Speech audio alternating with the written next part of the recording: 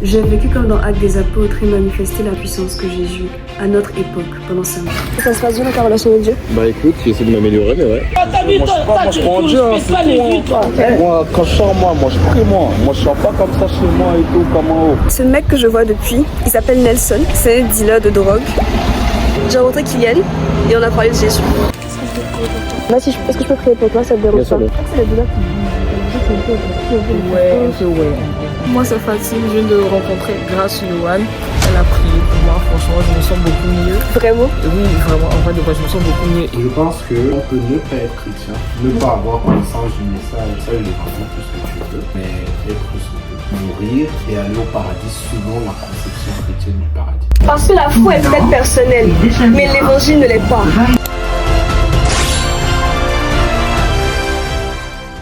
Aujourd'hui, c'est la Pentecôte, une fête chrétienne qui célèbre l'effusion du Saint-Esprit sur les disciples de Jésus-Christ dans un lieu appelé la Chambre haute. C'est le jour où le Saint-Esprit est descendu dans sa plénitude, où la Bible décrit que des langues de feu se sont posées sur eux et qu'ils ont commencé à parler des langages qu'ils ne parlaient pas. La Pentecôte est un événement extrêmement important dans la vie d'un chrétien parce que c'est ce jour-là où le Saint-Esprit, notre conseiller, notre ami, notre enseignant, celui par qui nous manifestons de façon tangible la puissance de Dieu sur la terre, est venu vers nous. Il est notre allié, il est mon ami, il est la personne la plus précieuse que je possède. Il s'agit du Saint-Esprit, il s'agit de Dieu.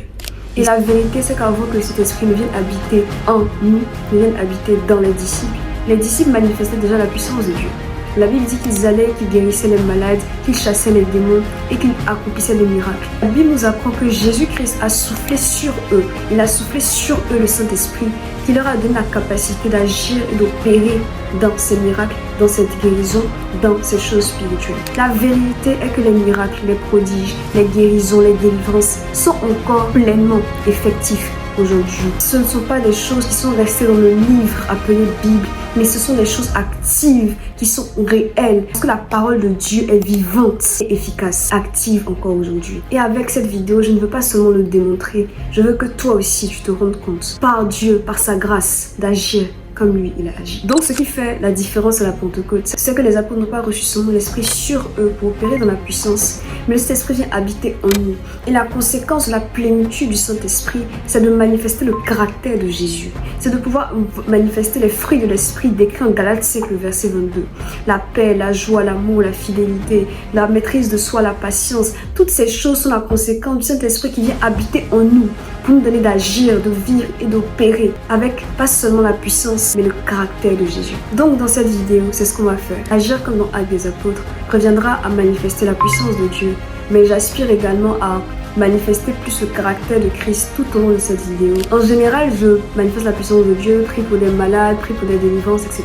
dans des temps qui sont dédiés à ça. Je trouve que c'est différent de le faire dans la rue, dehors, parce que c'est ce que Jésus-Christ faisait, c'est ce que les apôtres faisaient. Je ne le fais pas assez honnêtement et que je voulais développer au travers de cette vidéo. Pour le contexte, j'habite en France. Donc cette vidéo sera tournée à Paris. Tu vas me suivre jour après jour dans l'évangélisation, comment ça se passe, comment je prie après. Like, let's do it!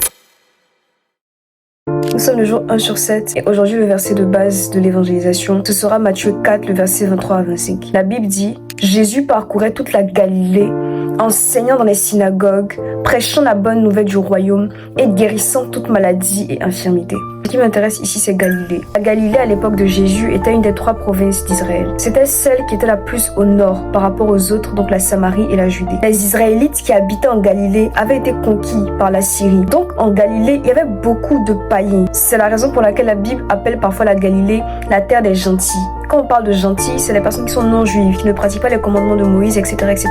Donc qui ne connaissent pas le Dieu d'Israël. Et beaucoup plus éloignés des autorités religieuses. Les Judéens avaient cette tendance à mépriser les Galiléens en les considérant comme peu instruits et ayant une ascendance, donc une généalogie assez douteuse. Donc souvent en Galilée, il y avait des agitateurs, des personnes qui revendiquaient contre les occupants romains. C'était un peu la S, en gros. C'est que c'était un peu un peuple qu'on considérait comme moins connaisseur de la parole, qui était assez banalisé, pas considéré comme haut dans l'échelle sociale par rapport à cette époque. Mais Jésus a grandi en Galilée et quand il commence son ministère, même s'il est monté plusieurs fois en Judée, il a commencé en Galilée, il a béni des personnes en Galilée, il a prêché l'évangile en Galilée. Pour moi, la Galilée aujourd'hui, ça représente ma ville. J'habite dans les villes un peu reculées et assez mal famées. Et avant, quand j'évangélisais, j'avais tendance à aller sur Paris pour évangéliser, comme si les personnes de ma ville n'étaient pas des personnes qui avaient besoin de Jésus-Christ aussi. Alors qu'il y a beaucoup d'hommes, beaucoup de femmes, beaucoup d'enfants qui eux aussi cherchent Jésus-Christ. Donc l'objectif aujourd'hui, c'est d'évangéliser en Galilée, dans la ville dans laquelle je vis, dans la ville des personnes qui sont considérées comme moins importantes, moins instruites. Aujourd'hui, je vise un certain nombre de personnes que je vois autour du kebab de mon quartier. Vous savez très bien de quoi je parle. Il y a toujours un kebab dans ton quartier où il y a toute la terre qui est là-bas. Mais voilà, c'est l'objectif. Je vais y aller comme ça en pull et en jogging.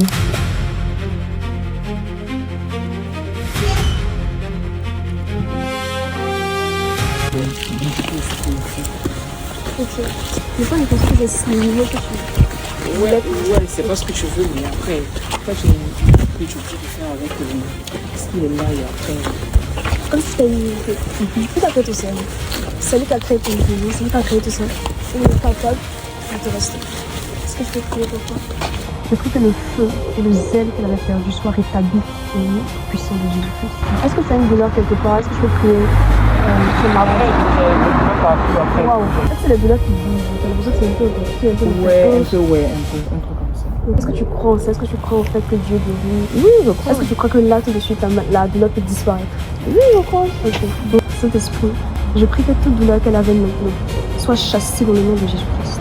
Est-ce que tu sens une différence? Oui, forcément, il y a une différence parce que la première fois, ça faisait un peu plus mal, je boitais. C'est pas que ça allait marcher quand il marchait. Donc, depuis qu'on marche, tu boites moins? Ouais, moins quand même. Tu te sens mieux? Oui, ça va. Coucou, moi c'est Fatim, je viens de rencontrer grâce Yohan. Elle a prié pour moi, franchement, je me sens beaucoup mieux. Vraiment? Et oui, vraiment, en vrai de vrai, je me sens beaucoup mieux. Et elle m'a donné des paroles, enfin, je m'attendais pas, c'est une inconnue, je la connais pas, on vient à peine de se rencontrer. Et elle m'a dit des choses vraiment qui sont vraies, donc... Et... C'est la première personne à qui j'ai parlé aujourd'hui. Et je suis vraiment contente. Je suis sortie un peu de mon chemin. Je devais aller vers la gare pour parler à cette personne. Quand je l'ai vu passer, j'ai senti que je devais lui parler. So, happy, first person.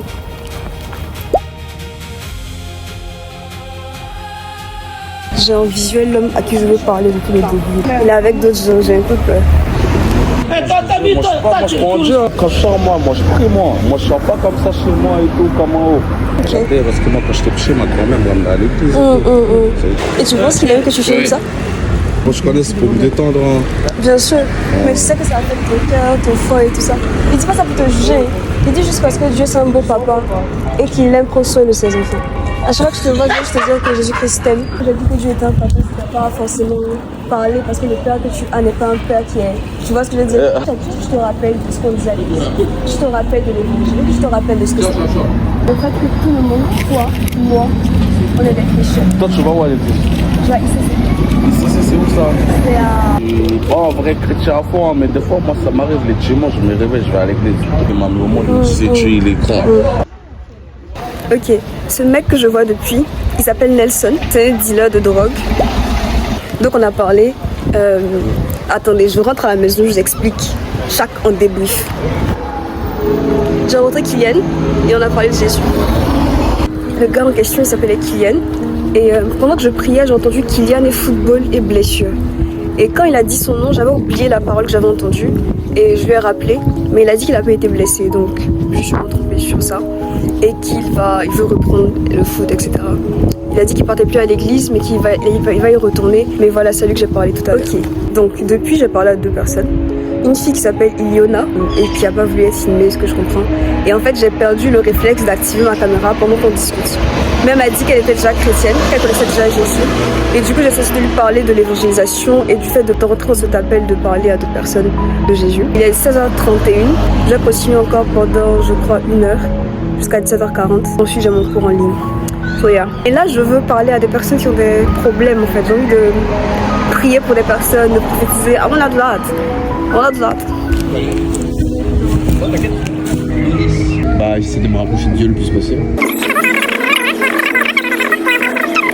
Ça te va si est-ce que je peux prier pour toi? Ça te dérange pas? Bien sûr. Contre. Et que Saint-Esprit, tu prennes encore plus de place dans sa vie. Et que les personnes qui sont autour de lui puissent être contaminées par le zèle et par le feu que tu animes en lui aujourd'hui. Amen. Merci pour ton temps. Merci beaucoup. Bah bon, je te souhaite bon courage pour la suite et Merci beaucoup. je vais prendre exemple sur toi. See you. C'était super cool comme discussion. Pas au travers de mes parents, pas au travers de X, pas au travers de Y, mais pour moi. Je sais que tu as un plan pour ma vie parce que Dieu a un plan pour nos vies. Il s'intéresse à vous, à votre santé, à vos relations, à vos amitiés. Est-ce que ça vous dérange si moi je prie pour vous? Seigneur, je te dis. Ah oui? C'est pour les grandes, moi je trouve. T'as trop de dingueries sur Snap. Ouais. Ok, je l'avoue, pour le deuxième jour, j'ai eu la flemme. Il pleuvait, il faisait gris, ce ne sont pas des justifications, mais j'ai eu la flemme d'aller évangéliser. Je voulais prier pour les gens, alors qu'en fait, prier pour des gens qui n'ont pas la foi, ça va pas le faire. Je pouvais juste pas aller sans présenter Jésus et m'attendre à ce que les personnes aient la foi pour la guérison, pour la délivrance, etc., etc. Mais finalement, je l'ai fait. Je suis sortie, mais je considère que le deuxième jour ne compte pas parce que j'étais pas willing de partir. Parce qu'en vrai, même si c'est seulement 2 personnes à qui je parle et que Dieu les a priées pour cette journée, c'est l'essentiel. L'idée n'est pas de parler à 5000 personnes. L'idée est que la volonté de Dieu s'accomplisse. Quand je suis partie, et ce jour-là, j'ai parlé à une seule personne. C'était une fille, elle était athée. Et elle m'a dit que Dieu ne l'intéressait pas du tout. Et elle ne m'a pas repoussée dans le sens de m'a pas dit je ne veux pas écouter ce que tu as à dire. Mais elle m'a dit que Jésus ne l'intéressait pas. Donc on a eu cet échange. Donc je vais mettre jour 2. J'ai failli ne pas sortir aujourd'hui parce qu'il a plu toute la journée. Il fait un peu froid. Donc je me suis dit que j'allais faire ça un autre jour. Mais let's go. Je ne sais pas trop qui on va rencontrer aujourd'hui. J'ai juste prié un peu pour que mes pieds me conduisent vers les personnes qui ont été désignées, destinées pour aujourd'hui. Parce qu'il y a nécessairement un but et nécessairement des personnes à atteindre par journée. I'm just going to do what God is telling me. Je suis toujours en Galilée. Let's go. Première personne en visuel. Hello. Oui. Bah, pas trop quelque chose à faire, ça. Qui existe pas. Non, pas forcément, juste de la ville où je ne crois pas. S'il y a des preuves que quelque chose existe, est-ce qu'on peut ne pas le croire? Est-ce que deux personnes déjà approchées pour parler de Jésus? Non, bah, à part mes copines. Parce que je vois ce que c'est le personnage éternel. Ouais. La vie qu'on mène, les études qu'on fait, les amis qu'on a, etc. Tout ce qu'on peut le bâtir sur cette terre finira un jour. Dieu nous a créés pour un objectif, pour une mission. Quand je dis mission, je ne veux pas dire que tu dois séparer les années pour une mission. Tu vois ce que je veux dire? Mais tu as été pensé, tu as été créé pour une intention. Et je vois que tu es là. Je peux dire que c'est Dieu t'aime. Et que nous, c'est j'avais d'intérêt pour nous, d'intérêt pour toi. Tu t'appelles comment? Je m'appelle Grace. Merci d'avoir écouté. Elle s'appelait Keina. Elle a dit qu'elle était athée. Hier, on a commencé par une personne qui était déjà chrétienne. Aujourd'hui, on commence par une personne qui ne croit pas du tout. Elle a dit qu'elle n'était pas attirée par Dieu. Je lui ai demandé pourquoi. Puis on a parlé de ça. Et son Uber est venu, du coup, elle est partie. C'était intéressant. Après ça, j'ai continué à marcher et j'ai vu des visages à qui Dieu me promptait de partir. Mais encore une fois, je ne l'ai pas fait. Donc, je considère que le jour 2, celui-là, ne compte pas. Donc, je le mêle au jour 1 pour faire une seule journée. Donc, à la fin de cette seule journée, il y a eu une guérison. Plusieurs personnes qui étaient fortifiées par des paroles de connaissance et par des prophéties sur leur vie. Des personnes qui ne se connaissaient pas Jésus, qui ont entendu l'évangile. Oh yeah, c'est ce qui s'est passé pour ces jours-là. J'ai listé les noms de ces personnes pour pouvoir ensuite prier pour elles. Au total, j'ai parlé à 8 personnes. Je dis ça pourquoi? Parce que ce jour-là, quand je suis partie, il y avait d'autres visages, en fait, d'autres personnes à qui Dieu voulait que je parle, mais que je ne l'ai pas fait. Vous voyez directement, c'est un côté que je voulais présenter quand même parce que je n'ai pas pu parler à toutes les personnes que le Saint-Esprit mettait dans mon cœur. Voilà. Ok, pour le jour 3, je me suis retrouvée dans une situation assez spéciale. Je devais aller tourner une vidéo avec une amie, celle qui est sortie le mardi dernier. Et en entrant dans la salle, on devait tourner, j'ai rencontré 2 hommes. Au début, je ne leur ai pas parlé, mais j'ai été prompte par le Saint-Esprit de leur dire une parole. À l'origine, il s'agissait juste de leur dire aux 2 premiers que Dieu voulait se révéler à eux et leur parler et qu'ils devaient être ouverts aux différentes façons par lesquelles Dieu parle, donc l'écoute et entendre la voix de Dieu. Donc c'est ça que je devais dire, un message simple à l'origine. Quand il a commencé avec le fait que je ne pouvais pas parler audiblement, il voulait savoir en fait comment je pouvais formuler ce que j'avais à dire si je ne croyais pas que Dieu pouvait parler à toute personne. Tu vois. Mais juste cet esprit-là qui veut te rapprocher, c'est juste ça. Puis c'est devenu un débat théologique. Donc comme je l'ai dit, je voulais manifester le caractère de Christ également au travers de cette vidéo. Et je crois que ce jour-là représentait exactement cette partie parce que ça a été difficile de manifester ça par rapport à leurs propos, etc. C'était pas juste une question de fond. Dans le fond, les réponses étaient là et je pouvais le défendre. Mais en termes de patience, surtout vers la fin, parce qu'on a quand même débattu pendant 4 heures, c'était un peu difficile. Donc je vous laisse avec les extraits. Je pense que on peut ne pas être chrétien, ne pas avoir connaissance du message de l'évangile, tout ce que tu veux, mais être sauvé, mourir et aller au paradis selon la conception chrétienne du paradis. Parce qu'après, je dis selon la conception chrétienne du paradis à dessein, parce que la conception chrétienne du paradis n'est pas universelle. Il y a des conceptions totalement, bon, pas totalement différentes, mais différentes du même paradis.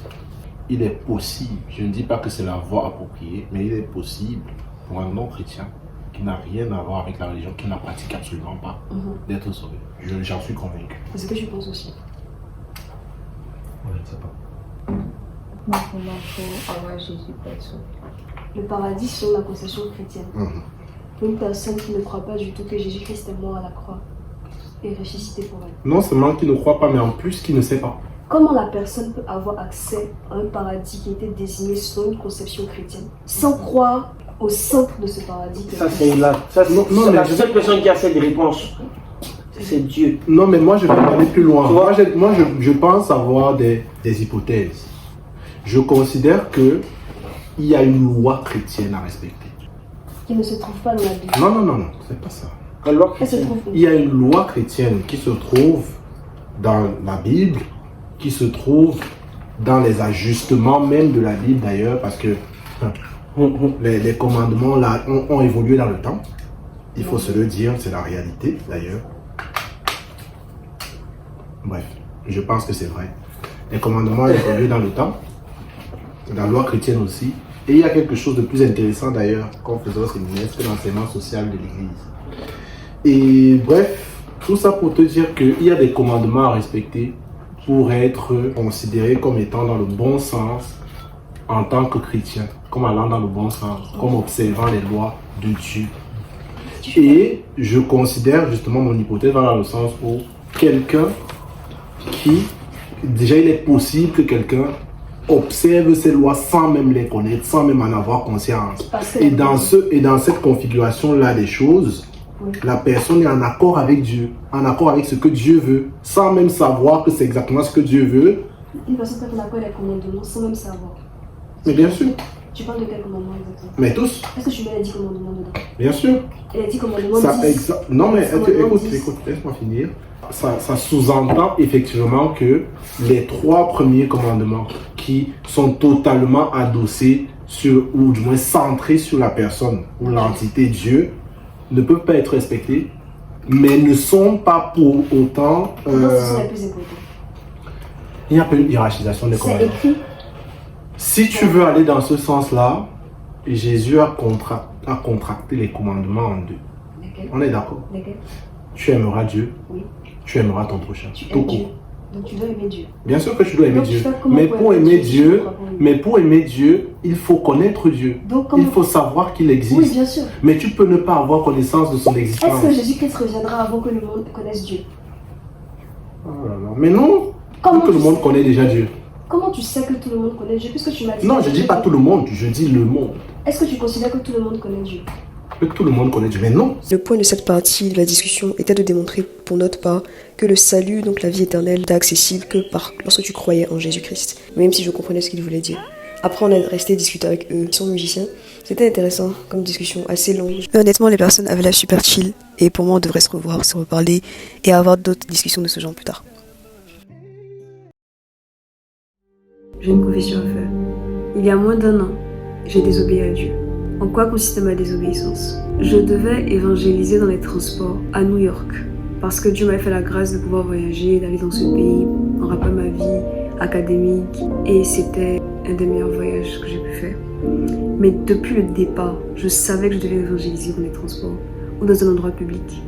Je le savais tellement que j'avais un régime de prière à suivre. C'est-à-dire que je devais prier pour me fortifier moi-même parce que j'entrais dans une autre atmosphère. J'entrais dans un autre continent, j'entrais dans un autre pays. Et la vérité, c'est que chaque pays, chaque ville transporte une atmosphère, une certaine réticence ou acceptation de la parole de Dieu, etc., etc. Donc en fait, je devais prier pour me fortifier moi-même, pour être capable de pouvoir me tenir et de prêcher l'évangile. Et honnêtement, je m'imaginais vraiment le faire, je me voyais, j'étais willing de le faire. Sauf que quand on est arrivé à New York, Chaque jour de mon séjour là-bas, j'ai essayé de le faire et j'étais incapable de parler. C'est comme si dès que j'entrais dans les transports, je regardais les personnes, je les voyais et je n'arrivais pas à ouvrir la bouche.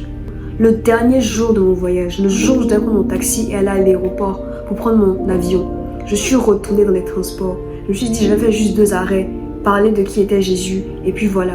Je suis montée et j'ai été incapable d'ouvrir la bouche. Et je sais que c'est une désobéissance. Je sais que ça a coûté des choses. La vérité, c'est que la désobéissance coûte toujours quelque chose. Donc, de façon personnelle, je tiens à évangéliser de cette façon également aujourd'hui en France, à Paris. Pas pour compenser ma désobéissance, parce que la seule chose qui compense nos désobéissances, c'est le sang de l'agneau. Ce ne sont pas nos actions, ce ne sont pas nos œuvres. C'est la grâce de Dieu, la miséricorde du Saint-Esprit qui nous permet de pouvoir rattraper le temps qu'on a perdu nous-mêmes. Mais j'ai envie d'aller évangéliser dans les transports à Paris pour, dans cette vidéo, toujours dans le contexte d'agir comme acte des apôtres parce qu'ils évangélisaient partout. Ce n'est pas la même chose de parler à des personnes directement que d'être face à une foule de personnes qui ne te connaissent pas, qui ne t'entendent pas, qui est occupée ou peu importe et prêcher l'évangile. Je suis déterminée à le faire. Donc c'est ça le but d'aujourd'hui. Moi, je m'appelle Grace Joanne et j'aimerais vous raconter une histoire, la mienne. Je suis née dans une famille chrétienne et j'ai toujours pensé toute ma vie que parce que j'étais dans une famille chrétienne, je connaissais Jésus, que je connaissais Dieu, que j'avais un rapport avec lui. Et comme toute adolescente, j'ai grandi et je me suis tournée vers d'autres choses. Et je suis revenue à Dieu parce qu'il m'a changé, qu'il m'a restaurée. À ce stade, tu vas te dire, il s'agit de toi, de tes croyances, de ce en quoi toi tu crois, de ce que toi tu penses. Ça ne m'affecte pas moi. Ça n'a rien à voir avec ma vie et ce que moi je sais. C'est là que tu te trompes. Parce que la foi est peut-être personnelle, mais l'évangile ne l'est pas.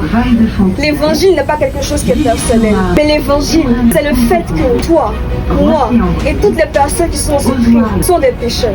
Le péché n'est pas une notion qui est difficile et j'aimerais juste te l'expliquer de façon simple. Ce que Jésus-Christ vient faire, c'est nous restaurer. C'est de restaurer toi, te donner la paix, la joie que tu as perdue. C'est de restaurer ton cœur, et pas seulement ton cœur, mais également ton corps. Je rencontre un Dieu qui change les vies, qui guérit les maladies, qui restaure les vies. Et c'est ce Dieu-là que je veux te présenter. Et la vie éternelle ne consiste pas seulement aux actions, aux bonnes actions qu'on pose, mais à connaître Jésus. Alors quand tu rentreras le soir, tu peux dire à Dieu, il y a une fille bizarre qui m'a parlé dans les transports, qui m'a dit que tu existais, que tu pouvais guérir les cœurs, soigner les maladies. J'aimerais te rencontrer.